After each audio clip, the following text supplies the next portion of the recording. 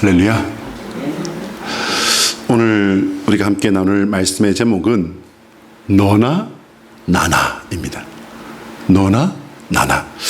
우리 피아노 집사님께서는 너나 나나 그러니까 알겠다 하는 그런 표정을 보이시는데, 이 제목을 알아들으시는 분은 굉장히 문화적인 감수성이 풍부하신 분이시고요. 모르시는 분은 경건과 거룩에 힘쓰시는 그런 분이 되겠죠.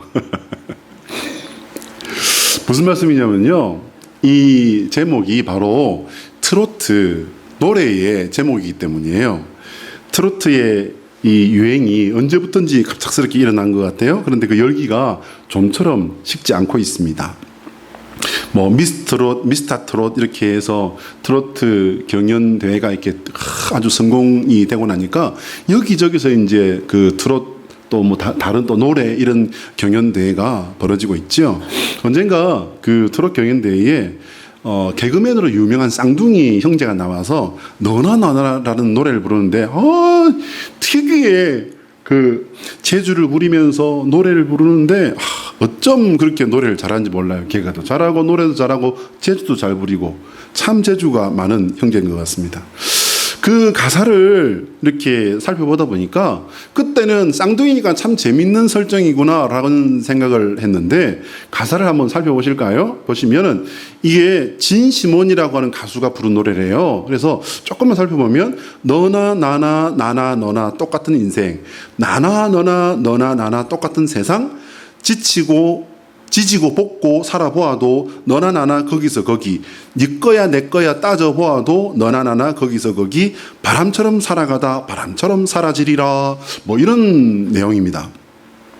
가사를 가만히 보면 이 노래까지 들어봐야 되는데 노래가 굉장히 경쾌하고 아주 신나는 그런 그 느낌으로 만들어진 노래인데요. 근데 사실 이 가사를 조금만 유심히 보면 참 구슬픈 내용입니다. 아무리 해봐야 우리는 거기서 거기라는 내용이죠. 왜 이런 노래가 유행을 하는 걸까요? 이게 유행이 안 됐다면 이 가수도 알려질 리도 없고 쌍둥이 가수가 다시 부를 필요도 없는 거잖아요. 꽤 유행을 했던 모양입니다. 근데 이런 노래가 왜 유행하는 걸까? 간단히 심리적인 분석을 하자면요, 공감 때문이에요. 사람들이 공감을 하기 때문입니다. 자신의 생각, 상식, 경험, 공감이 되지 않는다면 관심을 가질 이유가 없죠. 공감이 가기 때문에 여러 사람이 관심을 가지고 듣고 또 찾아서 듣고 하다 보니까 여러 사람의 선택이 모여서 유행이 된 겁니다.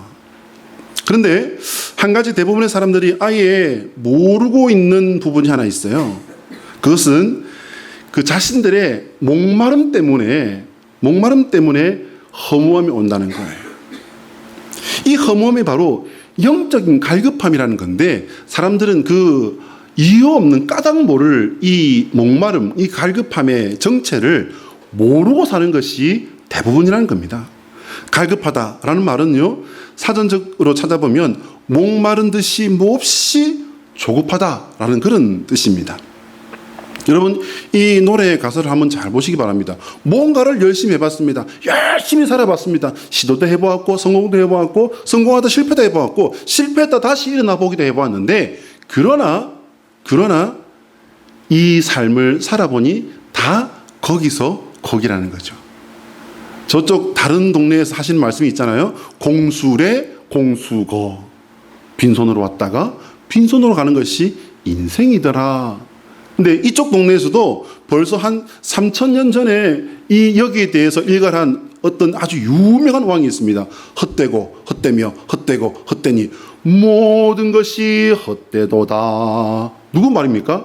솔로몬이라고 하는 대단한 인물이 했던 말이잖아요. 헛되고 헛되며 헛되고 헛되니 모든 것이 헛되도다. 그런데 내가 모든 것 다 해봤는데 다 헛건데 해 아래에서 단 한 가지 헛되지 않은 게 있는데, 그게 뭐냐 하면 여호와 하나님을 알고 그분을 섬기는 거. 그거 하나가 제대로 된 우리가 할 일이더라.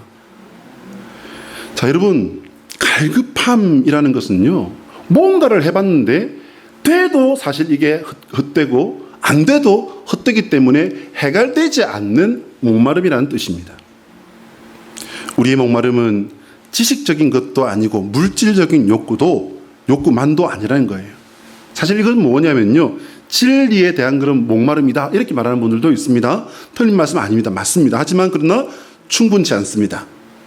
우리가 가지고 있는 이 본능적인 존재론적인 갈급함은요, 뭐냐면 저는 그렇게 생각합니다. 원래 위치에 대한 갈급함이다. 원래 위치에 대한 갈망이다라는 거예요. 여러분, 그러면 우리의 원래 위치가 어디예요? 우리는 태어난 것은 있지만 우리의 원래 위치는 어디냐면요, 바로 에덴 동산입니다. 에덴 동산. 하나님은 거기서 우리를 당신과의 관계를 위해서 창조하셨고, 얼마만큼의 시간인지는 알 수 없어요. 성경을 아무리 읽어봐도 그건 알 수 없습니다. 우리는 하나님과 동거동락하던 존재입니다. 근데 우리의 그 죄악으로 말미암아 우리 원래 자리를 잃어버렸죠. 인간 스스로가 죄악의 본성으로 만들어 놓은 이후의 모든 삶 속에서 말입니다, 그런 현실에 이제 해방되고 싶은, 이건 아닌데 하면서도 어떻게 해방도 되지도 아니하고 어떻게 해갈도 되지 아니하는 그 목마름, 거기서 사람들은 허덕인다는 것입니다. 결국 우리 인간은 길을 잃은 존재입니다. 한번 따라합니다. 하나님의 소원은 우리가 등대이신 예수 그리스도를 따라가는 거룩한 성도가 되는 것이다. 자, 시작. 하나님의 소원은 우리가 등대이신 예수 그리스도를 따라가는 거룩한 성도가 되는 것이다. 우리 교회 창립자이신 함영철 목사님의 사모님은요, 어떻게 이걸 읽으시냐면, 하나님의 소원은 우리가 등대이신 예수 그리스도를 따라가는 거룩한 성도가 되는 것이다. 그분은 항상 그래요. 그래 제가 항상 놀리죠. 등산해보세요. 등산. 사모님 등산해봐요. 등산. 그래요. 요즘 차마다 대부분 내비게이션이라고 하는 걸 가지고 있습니다. 내비게이션에 이제 목적지를 탁 입력해 놓으면 이제 거기서 대부분 여자 목소리 나오기 때문에 내비게이션을 어떻게 불러요? 내비양이라고 부르잖아요. 이 내비양이 따라가는 곳을 이렇게 탁 따라가면 되는데, 어떤 때는 조금 이게 실수로 다른 골목으로 들어가게 될 수도 있습니다. 그러면은 이제 어떻게 됩니까? 삐삐 다른 곳으로 왔습니다. 이제 다시 계산하겠습니다. 그래서 거기서 매한 같은 목적지를 갈 수 있는 다른 방법으로 길을 안내하게 되지요. 이처럼 세상에는 하나의 목적지를 정해도 가는 길은 수십, 수백, 수천, 수만 가지일 수 있습니다. 심지어 진리에 대한 견해나 길도 사람들은 그렇다고 이렇게 생각하지요. 세상의 생각은 그럴지라도 우리는 구원의 길, 생명의 길은 단 하나뿐이다 라고 선택한 사람들입니다. 그걸 믿는 사람들입니다. 무엇입니까? 누구입니까? 예수 그리스도.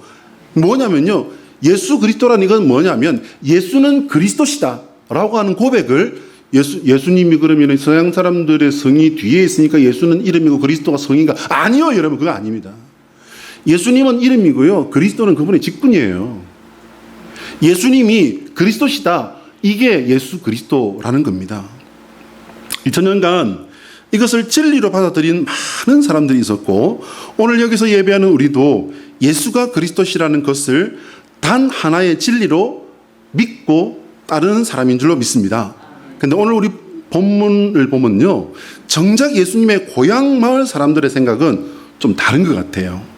1절부터 6절 내용이 그건데요, 오늘 5절만 같이 한번 읽어보겠습니다. 노란 글자 시작.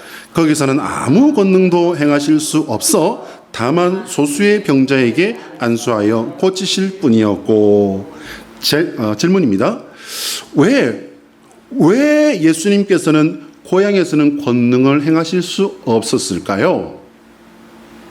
제가 목사 안수 받고 목회 사역을 한 지가, 이제 지금 목사 안수 받은 지는 2011년인가요? 2012년도인가요?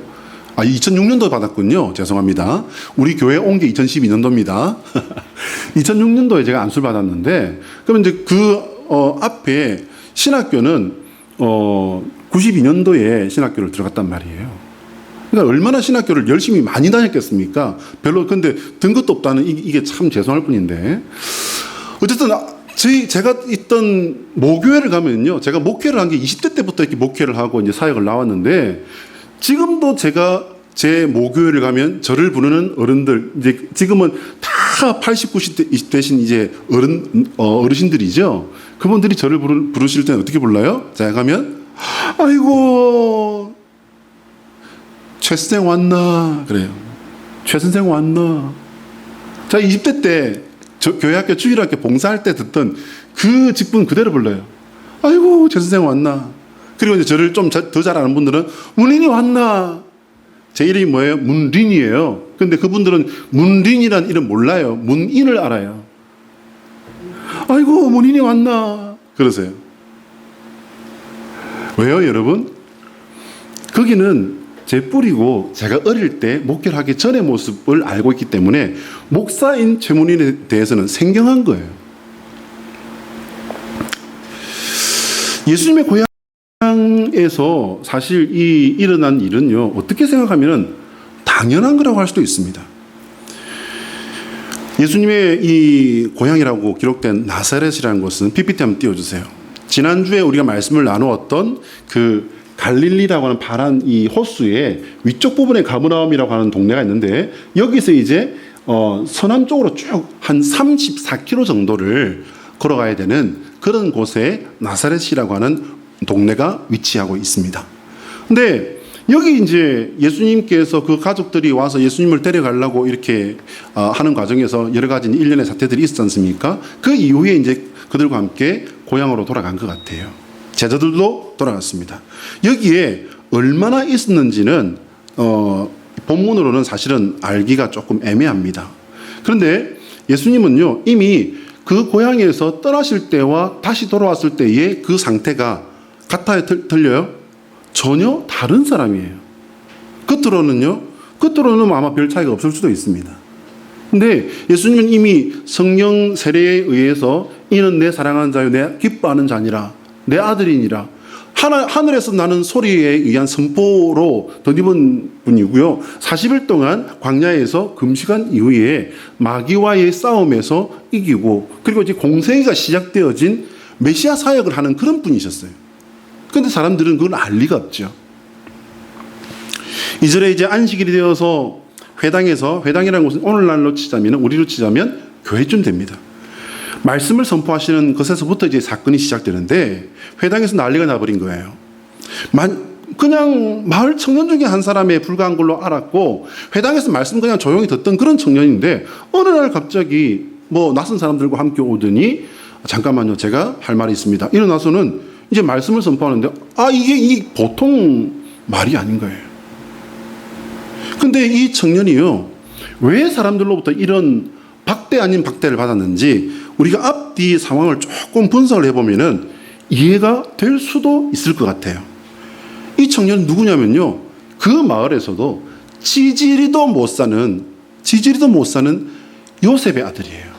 그런데 오늘 본문에는 3절에 뭐라고 되어 있냐면 마리아의 아들 목수라 되어 있습니다. 그건 뭐냐면요, 마리아와 요셉이 결혼할 당시에 이미 요셉은 나이가 많았습니다. 벌써 이 일이 벌어질 때는요, 예수님께서 30세 가량으로 우리가 추정하고 있잖아요. 벌써 그 아버지는 돌아가신 지 오래된 거예요. 그리고 그 아버지의 가업을 이어받아서 예수님이 목수를 했는데, 그러면 여러분 이스라엘 가보시면 아시겠지만요, 나무가 많고 굉장히 목수할 일이 많다. 아니요, 여러분.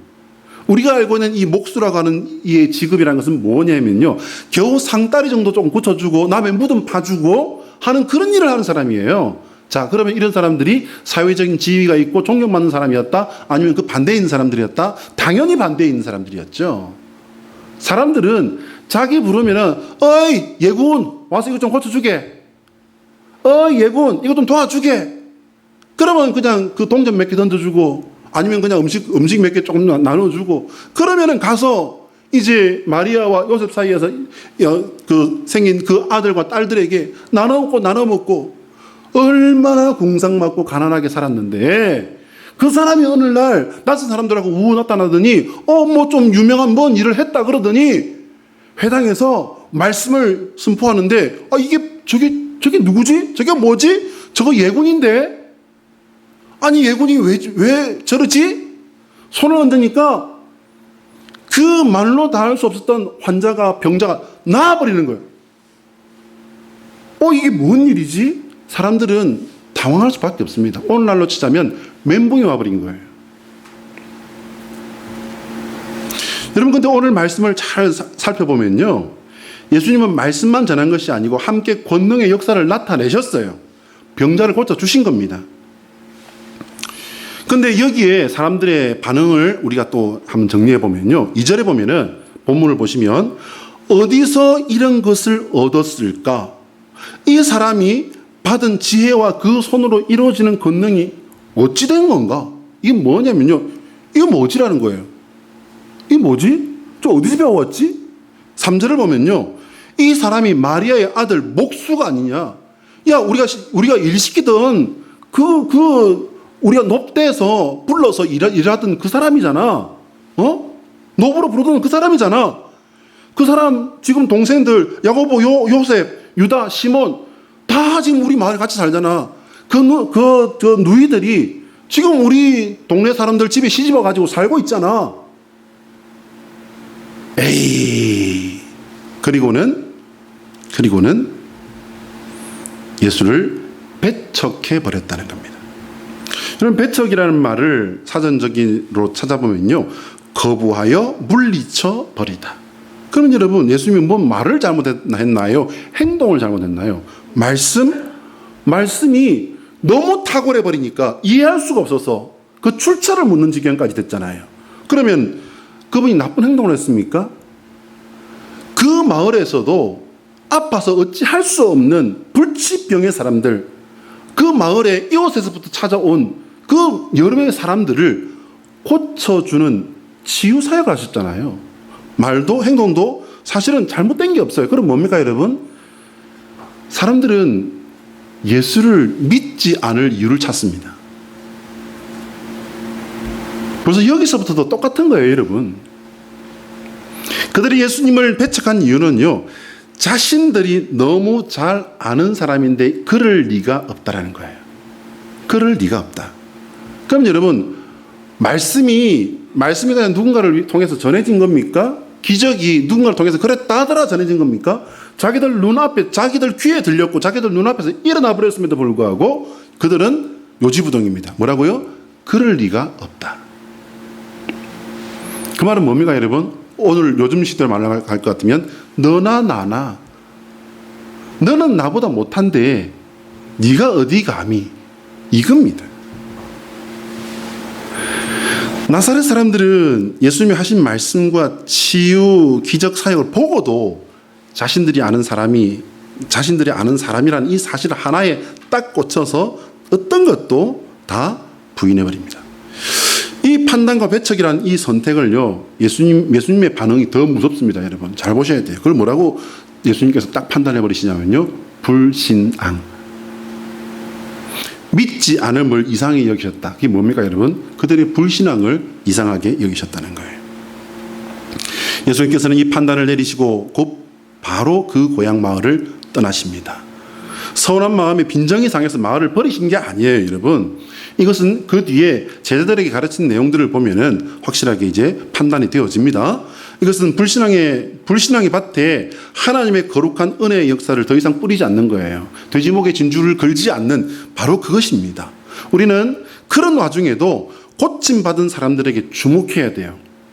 5절 말씀이죠. 마을 사람들의 배척에도 불구하고 예수님에게 매달린 사람들이 있었다는 것입니다. 그 사람들이 뭐라고 하건, 이 사람들, 동네 사람들이 뭐라고 하건 나는 당신이 필요합니다.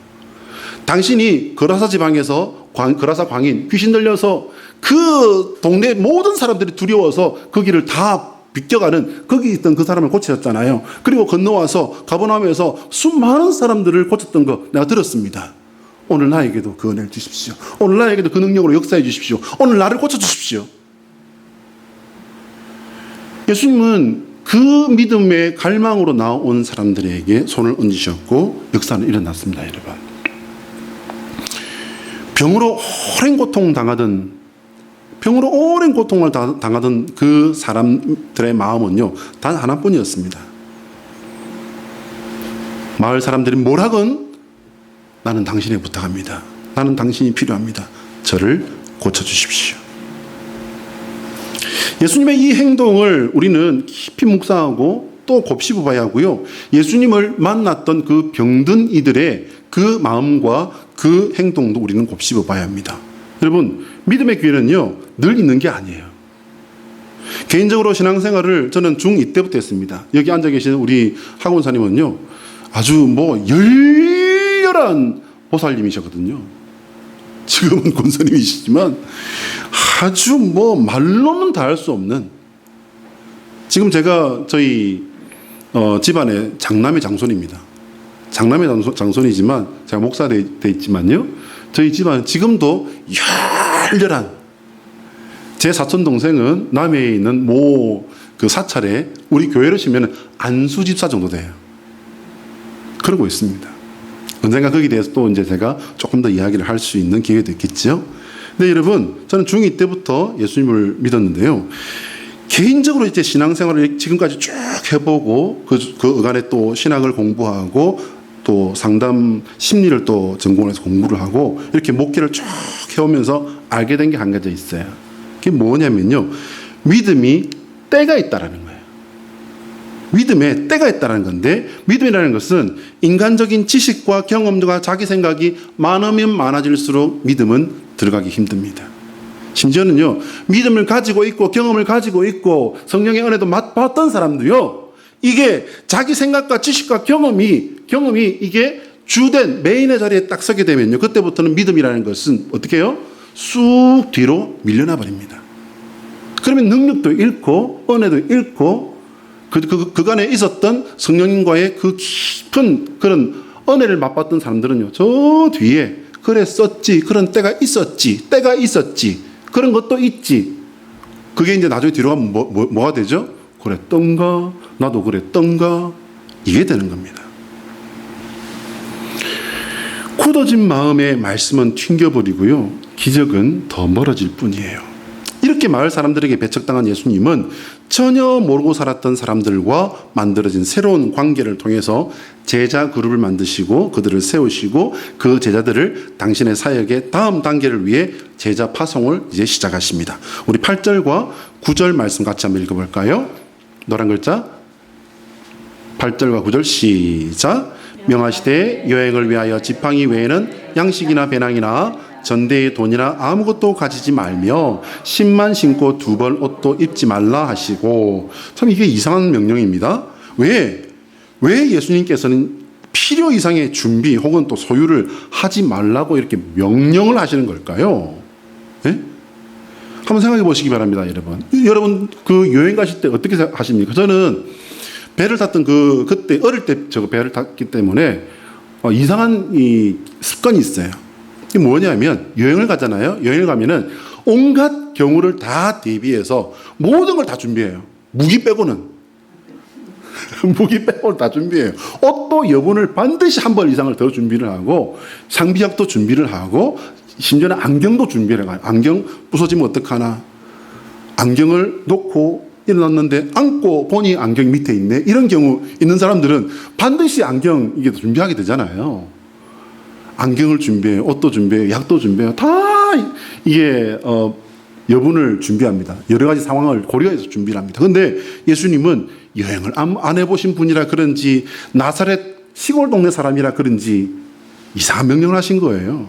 예수님의 당부를 조금 정리를 해보면, 여행을 위해서 당장 필요한 것 외에는 몸에 지니지 말라는 거예요. 8절 9절 말씀이 그 말씀입니다. 어디를 가든지 누구 집에 들어가든지 그곳에 떠나기 전까지 거기에만 유해라.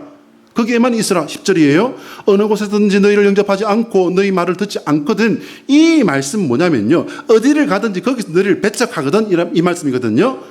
거기서 나갈 때에 너희 발에 먼지를 떨어버려라 라는 거예요. 여러분, 이거 굉장히 무서운 말씀입니다. 이것은요, 파송되는 제자들에게 오늘날 우리에게도 동일하게 적용되는 말씀이기 때문에, 제자들에게 뿐만 아니라 동일한 우리에게 주신 말씀이기 때문에 우리도 이 명령을 가슴에 새겨야 된다는 거예요. 첫째, 어디를 가든지 하나님만 의지하라는 거예요. 하나님만 의지하라는 겁니다. 인간적인 능력을 가지고 하나님의 일을 할 때 우리는 하나님의 능력이 아닌 나의 능력이 되기 십상인데요. 나의 능력이 드러나는 순간 하나님의 일은 나의 일이 되어버리는 거예요. 하나님의 능력은 나의 능력이 되어버린 거고요. 하나님의 열매는 나의 열매가 되어버리는 거예요. 그럼 뭐가 되는 겁니까, 여러분? 은혜 도둑질, 하나님 능력 도둑질, 믿음 도둑질이 되는 거예요. 둘째, 사람과의 관계를 따르다가 사람에게 휘말리지 말라는 거예요. 여러분, 이거 목회자들 세계에서는 이거 굉장히 이게 선배 목사님들이 와서 후배 이제 신학생들에게 아예 귀에 딱지가 닿도록 그냥 이게 주시는 말씀이 그거예요. 절대로 사람을 믿지 말아라. 사람은 사랑의 대상이지 사람은 믿음의 대상이 아니란다. 그리고 어느 교회에 부임하거든 그 교회에서 가장 먼저 나오는 그 사람을 제일 조심해라. 왜냐하면 그 사람이 제일 먼저 네 뒤통수를 친단다. 사람을 믿지 말아라. 절대로 사람을 믿지 말아라. 세 번째는 뭐냐면요, 아무리 너희를 배척해도 끝까지 너희 본분을 다해라. 다 돼. 하나님의 심판대 앞에 놓이는 것이기 때문에 그들이 어떤 반응을 보이건 그건 하나님의 심판대 앞에 그들이 가지고 가야 될 것이기 때문에 너희들은 거기까지만 하라는 거예요. 너희는 너희 영역에서 최선을 다하고 그 다음은 하나님께 맡기라는 겁니다. 이렇게 정리해놓고 보면 우리는 겨우 3가지밖에 안 되는데 목사님 저부터 시작해서 우리가 이 3가지를 얼마나 잘 못 지키고 사는지 참 부끄러울 따름입니다. 우리는 이 말씀에 져서도 걸리고 넘어지고 쓰러지고 실패하고 실망하고 낙담하는데 그럴 때마다 우리가 바라봐야 될 것은 예수 그리스도의 십자가입니다. 왜냐하면 갈급함이라는 것은 결국 뭡니까, 여러분? 갈급함이라는 것은 답답함이고요. 그 갈급함이라는 것은 우리의 한계를 말하는 거예요. 한계의 자리에서, 나는 어찌할 수 없는 자리에서, 나는 모르는 자리에서 뭔가는 필요한데 내가 갖지 못한 자리에서 우리가 느끼는 것이 갈망, 곧 갈급함입니다. 자, 한번 따라할까요? 예수 그리스도의 십자가는 우리의 참 모습을 깨우쳐 주시는 진리의 거울이다. 여러분, 나를 알아야 내가 행할 곳도 알게 되는 것 아닐까요? 우리가 진리를 알아야 내가 뭐가 문제인지를 알게 되는 게 아니겠습니까? 사람끼리는요, 독긴 객긴이에요. 독인 개인이라고 그러죠. 너나 너나 그 말 정말 맞는 말입니다. 그러나 여러분, 너나 너나 똑같은 이 세상 속에서 살아가다가 바람처럼 먼지처럼 사라져버리는 우리를 하나님께서는 어떻게 말씀하신다고요? 너는 천하보다도 더 귀한 존재다. 너는 내가 십자가에서 몸을 찢어서 내 하나뿐인 독생자 아들을 바쳐서 구해낸 것이 너다. 말씀하십니다.